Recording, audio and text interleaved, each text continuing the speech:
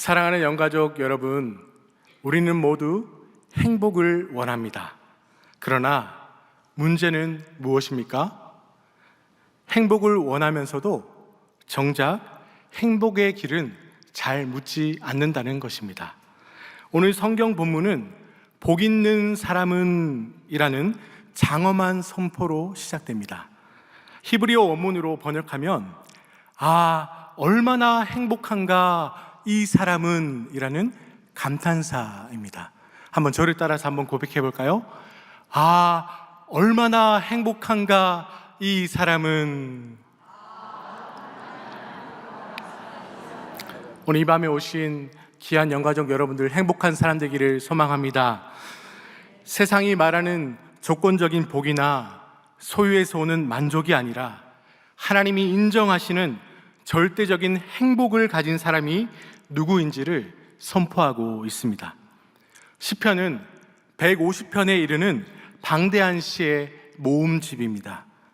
기쁨도 있고 탄식도 있고 눈물도 있고 찬양도 있습니다. 그 중에서 오늘 우리가 함께 살펴볼 시편 1편의 말씀은 시편 전체의 서론이자 대문과도 같습니다. 대문을 여는 이 입구에서 시인은 인생의 길 위에 선 모든 사람들에게 묻습니다. 당신은 지금 어느 길로 가고 있습니까? 오늘 말씀은 우리에게 인생이 결국 두 길로 나뉜다고 말씀합니다. 그리고 그 두 길을 가르는 기준은 우리가 무엇을 더 많이 가졌느냐, 우리가 어떤 능력을 발휘하고 있는가가 아니라 살아있는 하나님의 말씀에 대해 어떠한 태도를 취하고 있는가입니다. 오늘 말씀의 제목을 믿음의 선택, 떠남과 머무름이라고 정했습니다. 믿음은 언제나 선택을 요구합니다. 어떤 자리에서 떠날 것인가, 그리고 어디에 머물 것인가. 이 두 가지 선택이 우리의 삶의 영적 방향을 결정할 뿐만 아니라 행복을 가져다 줍니다. 시편 1편은 이 선택을 아주 분명하게 제시합니다. 복 있는 사람은 떠납니다. 그리고 복 있는 사람은 머뭅니다. 떠남은 악의 흐름에서의 떠남이고 머무름은 여호와의 율법, 곧 하나님의 말씀 안에서의 머무름입니다. 먼저 믿음의 선택 첫 번째, 떠남에 대해서 함께 살펴보겠습니다. 1절 말씀을 다시 한 번 더 함께 읽습니다. 복 있는 사람은 악인들의 꾀를 따르지 아니하며 죄인들의 길에 서지 아니하며 오만한 자들의 자리에 앉지 아니하고. 복 있는 사람을 나타내는 첫 문장은 놀랍게도 무엇을 하는 사람이 아니라 무엇을 하지 않는 사람을 말씀합니다. 이것은 단호한 거절에서 시작됩니다. 어떤 흐름을 거절하지 못하면 결국 그 흐름이 내 삶의 방향을 결정하기 때문입니다. 1절에서 우리는 세 단계의 움직임을 발견하게 됩니다. 따르지 않는다, 서지 않는다, 앉지 않는다.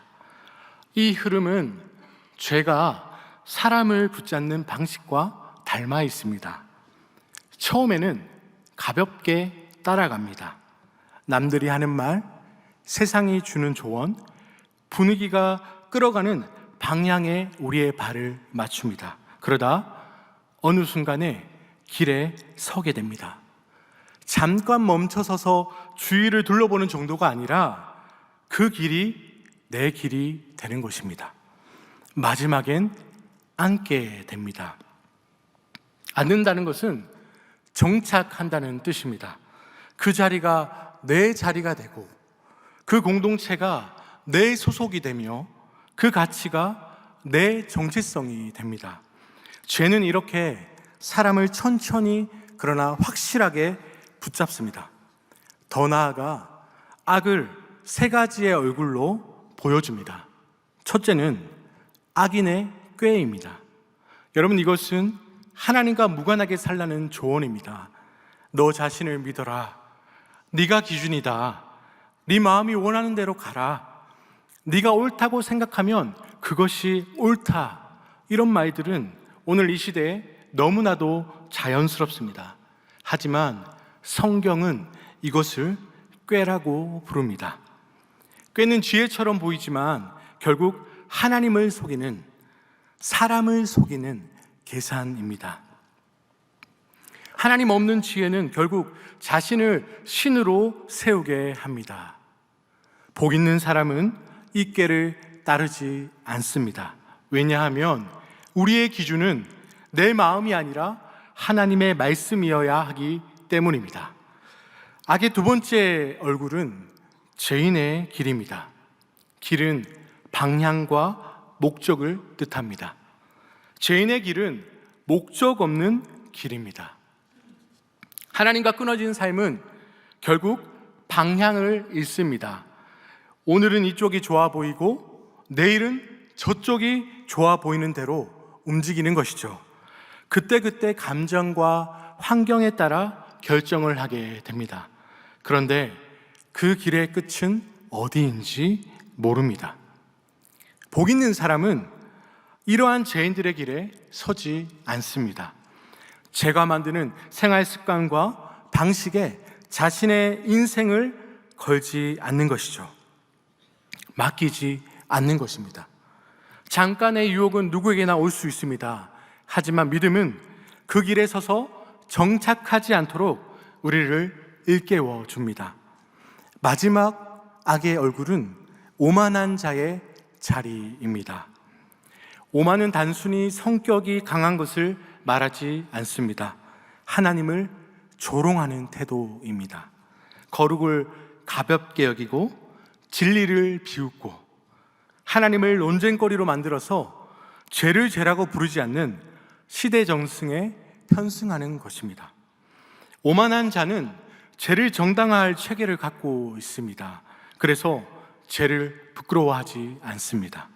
오히려 죄를 자랑하고 믿음을 조롱합니다. 복 있는 사람은 그런 자리에 앉지 않는 것입니다. 참여하지 않습니다. 동조하지도 않습니다. 그리고 그 자리에 정착하지 않습니다. 여기서 중요한 질문이 하나 있습니다. 우리는 세상과 완전히 분리될 수 있습니까? 그렇지 않습니다. 성도는 세상 속에서 삶을 살아가고 있습니다. 직장에서나 사회에서나 그 어느 곳에서나 우리는 악인의 꾀와 죄인의 길과 오만한 자의 자리를 피할 수 없습니다. 만나게 됩니다. 문제는 만남이 아니라 동참입니다. 만남은 피할 수 없지만 동참은 선택입니다. 믿음은 이 선택을 요구합니다. 사랑하는 영가족 여러분, 이 믿음의 선택 앞에서 우리는 한 가지 현실적인 어려움을 인정해야 합니다. 악에 동참하지 않겠다고 결단하면 종종 불편해지기도 합니다. 관계에 있어서 어색해질 수도 있고요. 때로는 경제적으로나 여러 다방면에서 손해를 볼 수도 있습니다. 세상은 여전히 우리에게 속삭이듯 말합니다. 그 정도는 다 한다. 너만 유별나게 굴지 말아라. 원칙만 지키면 너만 손해다. 그러나 오늘 우리에게 하나님의 말씀은 분명히 말씀합니다. 복 있는 사람은 떠날 줄 아는 사람이다. 악을 떠나는 선택은 때때로 어려움의 상황을 직면해야 하는 일이 나타나기도 하지만 그 떠남이 결국 우리를 살리는 줄로 믿습니다. 한 목회자의 일화를 소개하고자 합니다. 마틴 로이드 존스 목사님에게는 한 유명한 무신론자가 공개 토론을 제안했습니다. 제안의 내용은 방송에 나와서 하나님의 존재에 대해서 토론을 하자는 초청이었습니다. 많은 사람들은 그 토론에서 이기면 복음에 유익이 되지 않을까 생각을 했을 것입니다. 그런데 로이드 존스 목사님은 단번에 거절합니다. 이유는 단순했습니다. 담배를 물고 다리를 꼬고 앉아서 하나님의 이름을 논쟁거리로 올려놓는 그 자리 자체가 하나님을 모독하는 것이라고 본 것입니다. 설령 논리적으로 이긴다 해도 하나님의 거룩을 드러내는데 유익이 없다고 판단한 것입니다. 여러분, 이것이 바로 오만한 자의 자리에 앉지 아니하는 태도입니다. 믿음은 단지 말로 이기는 것이 아니라 어떤 자리에 내 영혼을 앉히지 않을 것인가를 결정하는 것입니다. 사랑하는 믿음의 영가족 여러분, 오늘 우리는 스스로에게 질문해야 합니다. 나는 무엇에서 떠나야 합니까? 내가 무심코 따라가고 있는 것은 무엇입니까? 내가 서 있는 길은 어디입니까? 내가 앉아 있는 자리는 어떤 자리입니까? 복 있는 사람은 떠난다고 말씀합니다. 떠남은 회피가 아니라 신앙의 분별입니다. 다음으로 믿음의 선택 두 번째, 머무름을 함께 살펴보겠습니다. 시편 1편 2절은 1절의 거절 이후에 곧바로 우리의 머무름에 대해서 보여줍니다. 함께 2절 말씀을 읽도록 하겠습니다. 오직 여호와의 율법을 즐거워하여 그의 율법을 주야로 묵상하는 도다. 믿음은 비워내는 것으로 끝나지 않습니다. 떠남이 있다면 머무름이 있어야 합니다. 악을 떠났다면 무엇으로 채울 것인가 결정되어야 합니다. 성경은 그 답을 분명히 말씀하고 있습니다. 바로 여호와의 율법, 곧 하나님의 말씀입니다. 율법은 하나님이 자기 백성에게 주신 가르침이며 우리가 무엇을 믿고 어떻게 살아가야 하는지 보여주는 생명의 길입니다. 복 있는 사람은 그 말씀을 즐거워한다고 말씀합니다. 말씀을 즐거워한다는 것은 단순히 지적인 만족이 아니라 그 말씀이 내 영혼의 양식이 되는 것을 뜻합니다. 세상은 계속해서 여전히 우리에게 즐거움이 어디에 있는지 끊임없이 가르치려고 합니다. 그러나 시편 1편 말씀은 복 있는 사람은 진정한 즐거움이 어디에 있는지 아는 사람이다 라고 말씀합니다. 그 즐거움을 하나님의 말씀에서 발견하는 것입니다. 그리고 주야로 묵상합니다. 성경을 단순히 읽는 것에서 멈춰서는 것이 아니라 읽은 말씀이 내 생각을 지배하는 것이죠. 말씀의 그 한 말씀이라도 어느 한 구석에 모셔두고 끝나는 것이 아니라 하루 내 삶의 전체의 기준을 삼는 것입니다. 그리하여 묵상을 통하여 내 삶을 반추하는 것이죠. 나의 삶을 말씀 앞에 가져오고 말씀이 내 삶을 비추게 하는 것입니다. 그리하여 어떤 상황을 맞이할 때에 내 감정은 이렇게 말하는데 하나님의 말씀은 뭐라고 말씀하시는가를 계속해서 묻는 것입니다.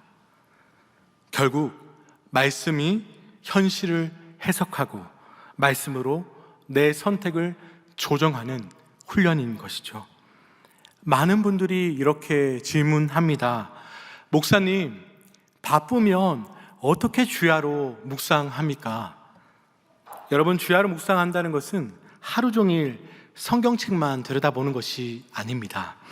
오히려 우리의 일상 속에서 말씀이 계속 되뇌어지도록 하는 것이죠. 출근길에 한 절의 말씀을 꽉 붙잡고 업무 중에 우리의 마음이 흔들릴 때에 다시금 그 말씀으로 내 마음을 다잡고 사람을 만날 때에 그 말씀으로 내 말과 태도를 점검하고 하루를 마무리했을 때에 밤에 잠자리에 들기 전에 그 말씀 앞에서 회개와 감사함으로 마무리하는 것입니다. 주야로 묵상한다는 것은 말씀이 내 내면의 언어가 되는 것입니다. 왜 이것이 중요합니까? 시편 1편은 영적 전쟁을 전제로 하기 때문입니다. 믿는 자의 주변에 악인의 꾀가 있고 죄인의 길이 있으며 오만한 자의 자리가 있습니다. 그 속에서 떠남의 결단만으로는 오래 버티기가 어렵습니다. 떠남은 힘이 필요합니다. 그 힘이 무엇입니까? 바로 하나님의 말씀입니다. 말씀이 내 안에 거하지 않으면 떠남은 잠깐의 의지로 끝나버리게 되는 것이죠. 그러나 말씀이 내 안에 거하면 떠남은 자연스러운 열매가 됩니다. 말씀을 즐거워하는 사람은 악의 즐거움이 더 이상 달콤하지 않습니다. 말씀을 묵상하는 사람은 죄의 길이 결국 어디로 가는지를 보게 됩니다. 말씀 안에 머무는 사람은 오만한 자의 자리에 웃고 떠드는 것이 내 영혼을 병들게 한다는 것을 알게 되는 것이죠. 사랑하는 영가족 여러분, 믿음의 두 번째 선택은 머무름입니다. 첫 번째 선택인 떠남만 강조한다면 신앙은 냉소적이고 방어적으로 됩니다. 그러나 머무름을 붙잡으면 신앙은 생명력과 기쁨을 얻게 되는 것입니다.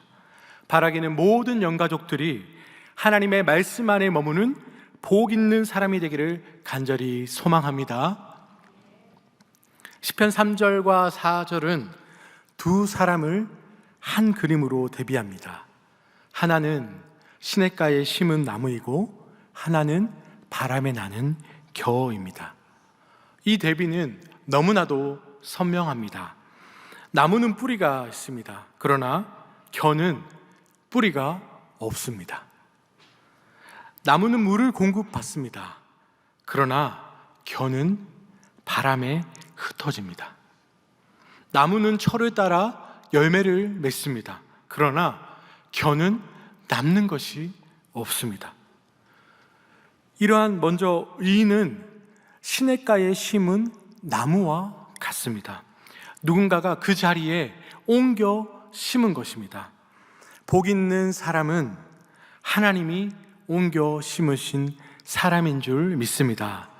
세상의 사막 같은 환경에 뿌리 내리던 사람이 하나님의 은혜로, 은혜의 말씀의 물가로 심겨진 것입니다.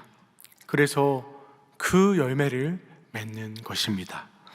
말씀의 뿌리를 내리면 반드시 삶에서 열매가 나타나게 됩니다. 성품의 열매, 관계의 열매, 순종의 열매, 인내의 열매, 사랑의 열매가 맺힙니다. 그리고 잎사귀가 마르지 않는 그러한 놀라운 은혜를 경험하게 됩니다.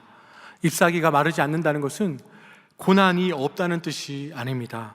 가뭄이 와도 더위가 와도 하나님의 공급이 끊어지지 않는다는 뜻입니다. 결국 그가 하는 모든 일이 다 형통하리로다 말씀하고 있다라는 것이죠. 성경이 말하는 형통은 내 뜻대로 일이 풀려지는 것을 뜻하지 않습니다. 형통은 하나님이 우리의 길을 인정하는 것입니다. 하나님이 우리와 함께 하신다는 것입니다. 결국 하나님이 그 사람의 길을, 그 걸음을 결국 선으로 이끌어 주신다는 은혜인 것이죠. 때로는 겉으로 손해처럼 보일 수도 있습니다. 눈물이 많은 삶을 살아가는 삶일 수도 있습니다. 그러나 하나님이 인정하시는 길은 결국 무너지지 않습니다. 복 있는 사람은 하나님과 동행하는 형통의 삶을 살아가는 삶입니다. 반대로 악인은 바람에 나는 겨와 같습니다. 악인은 때로 세상에서 성공한 것처럼 보여지기도 합니다.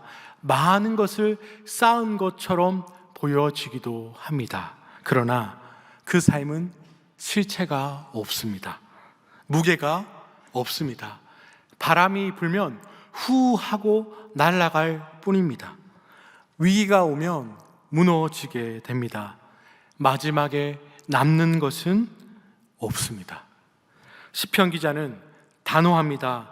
악인들은 그렇지 아니하며 악인은 의인과 같은 방식으로 결코 서 있을 수 없다는 뜻입니다.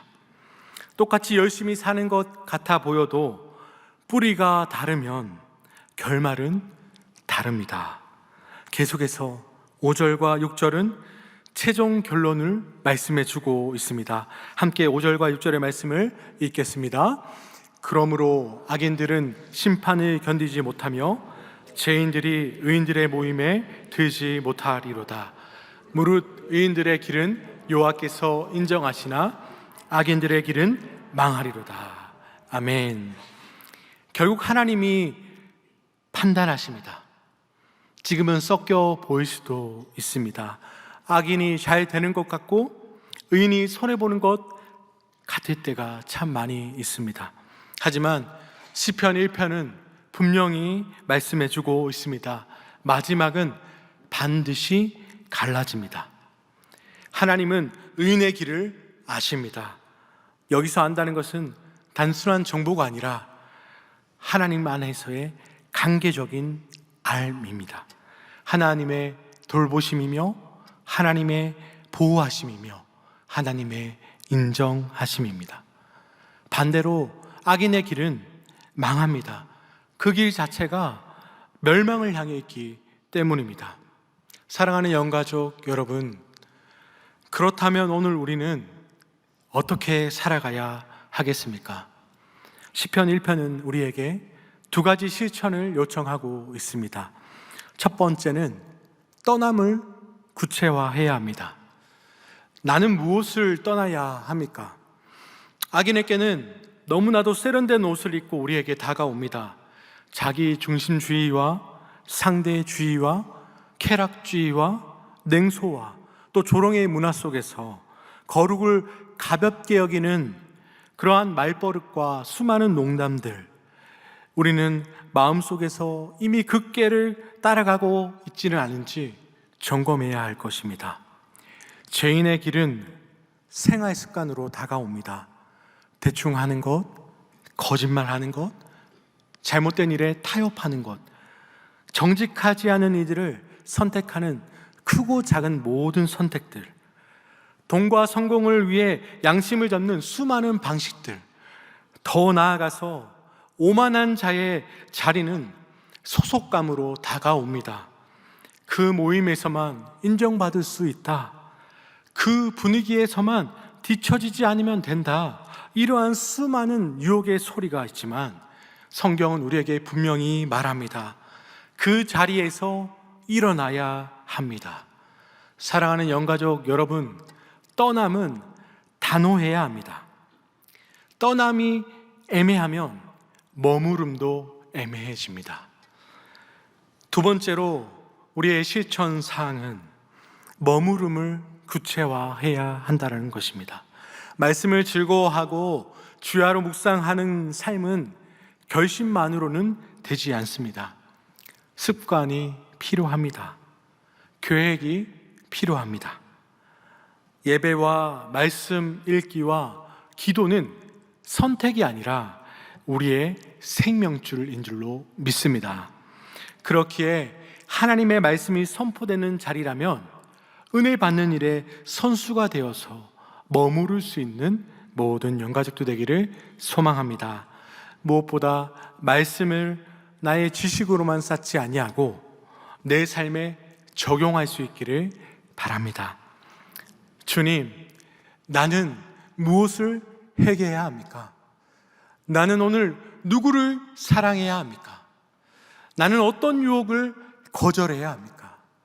나는 어떤 말을 줄이고 어떤 말을 해야 합니까? 질문하며 적용할 수 있기를 바랍니다.